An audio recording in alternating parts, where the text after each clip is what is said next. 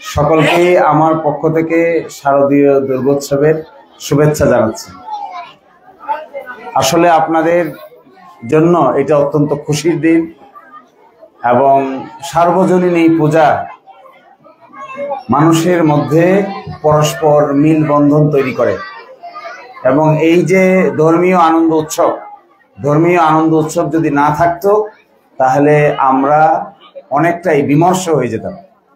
এবং ধর্ম মানুষকে যেভাবে মানুষ হইতে শেখায় এবং ভালো কাজ করতে শেখায়, ধর্ম যদি না থাকতো তাহলে আমরা বুঝতে পারতাম আমরা কত বেশি বিশৃঙ্খল হয়ে যাই।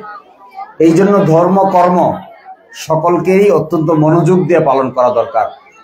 সর্বাগ্রে ভালো মানুষ হওয়ার জন্য ধর্মের চাইতে ভালো ভূমিকা আর কেউ রাখতে পারে না।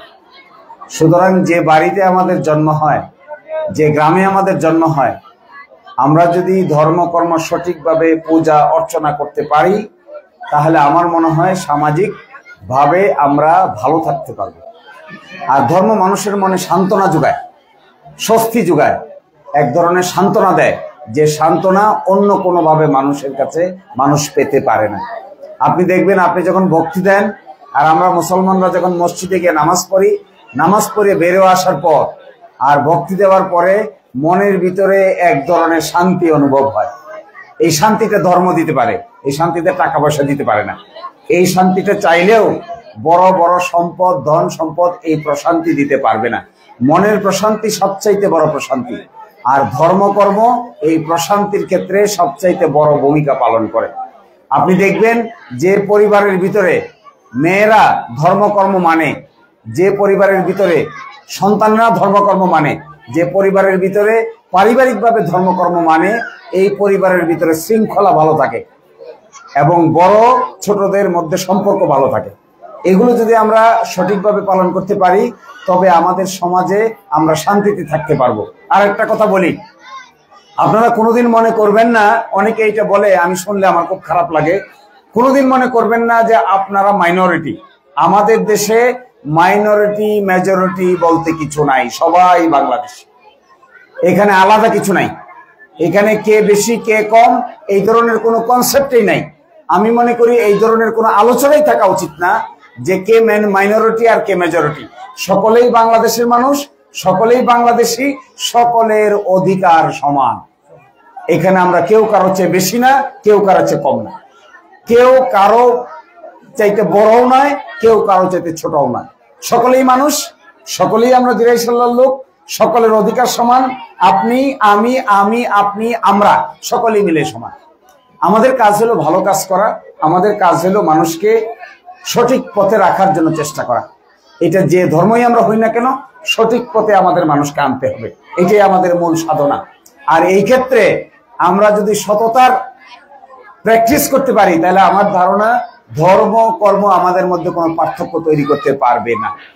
আমাদের একমাত্র দেখার বিষয় ভালো মানুষ কারা, সৎ মানুষ কারা, এটা দেখার বিষয়। এই সৎ ভালো মানুষ ধর্মকর্ম করলে মানুষ সৎ হয়ে ওঠে, ভালো মানুষ হয়ে ওঠে, নিজের বিবেকের কাছে মানুষ তখন উত্তর দিয়ে থাকে। এই জন্য আমি আপনাদেরকে একটা লাস্ট অনুরোধ জানাবো, দয়া করে কেউ কখনো ভাববেন না যে এই দিরাই সাল্লায় কখনো যেন কোনোদিন সাম্প্রদায়িক সম্প্রীতি বিনষ্ট না হয়। এই ব্যাপারে আমাদের সকলে মিলে পাহারাদারির ভূমিকা পালন করতে হবে। বাংলাদেশের কোথায় কি হয় না হয় এটা ভিন্ন কথা, আমি বাংলাদেশ ঠিক করতে পারবো না, আমরা বাংলাদেশ ঠিক করতে পারবো না। কিন্তু আমি আপনাদেরকে একটা কথা দিয়ে যাচ্ছি, এই দিরাই সাল্লার মাটিতে কোনোদিন যেন ধর্মের উপর ভিত্তি করে কিংবা ধর্মীয় কারণে কোনো মানুষকে কোনোদিন কোনো অসুবিধা তৈরি করা না হয়, এই ব্যাপারে আমরা অবশ্যই বড় ধরনের ভূমিকা পালন করব। আর এই ক্ষেত্রে আমরা আপনারা সহযোগী, আপনি আমাকে সাহায্য করবেন, আমি আপনাকে সাহায্য করব। আর আমাদের মধ্যে সম্পর্ক বন্ধুত্বের, আমাদের মধ্যে সম্পর্ক এই বড় ছোট না, ভাবসাবের না, আমাদের মধ্যে সম্পর্ক হবে বন্ধুত্বের।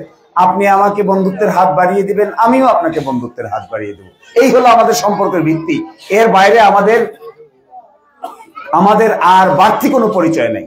একটা পরিচয় আমি সবসময় বলি, আমরা দিরাই সাল্লায় বসবাস করি, এই পরিচয়ের চাইতে আর কোনো বড় পরিচয় আমাদের দরকার নেই।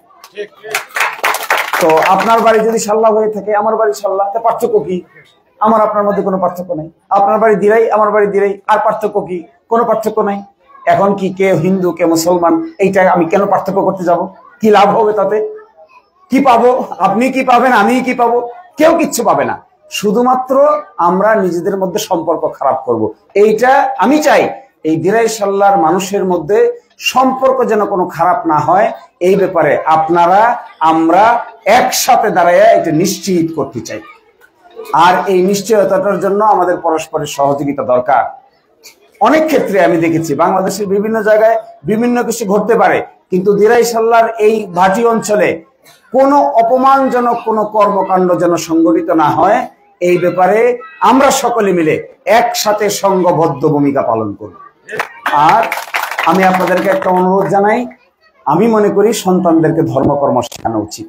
আমরা মুসলমান হলে মুসলমান ধর্ম শেখানো উচিত, কোরআন পাঠ করতে দেওয়া উচিত, হাদিস পাঠ করতে দেওয়া উচিত। আর আপনারা হিন্দু হলে আপনাদের সন্তানদেরকে ধর্মকর্ম করে বড় করা উচিত। আর না হলে উশৃঙ্খলতা আসে, মাদকাসক্তি আসে, নানান ধরনের অসুবিধা আসে। এই জায়গাগুলো থেকে আমাদের একমাত্র কাজ হওয়া উচিত, দেখেন আমি আপনি অনেক ভালো থাকতে পারি, ভালো খাইতে পারি, কিন্তু সন্তান যদি অমানুষ হয় তাহলে তার জবাব আপনিও দিতে পারবেন না, আমিও দিতে পারবো না। ফলে এই সন্তানদেরকে ধর্মকর্ম শেখান, ন্যায়বোধ শেখান, তাদেরকে সঠিক রাস্তায় চলে সততা ন্যায়পরায়ণতা শিক্ষা দেন। তাহলে আমরা আপনারা একই জিনিস, আর কোনো পার্থক্য নাই। ধর্ম কর্মের বাইরেও আমাদের প্রথম পরিচয় হলো আমরা মানুষ। এই মনুষ্যত্বই আমাদের মূল পরিচয়। এর ভিত্তিতে আমরা পথ চলবো। সকলেই ভালো থাকবেন। আমি আপনাদেরকে বিরক্ত করলাম, কিছু মনে করবেন না। সবাই ভালো থাকবেন। Thank you. সবাইকে অনেক ধন্যবাদ।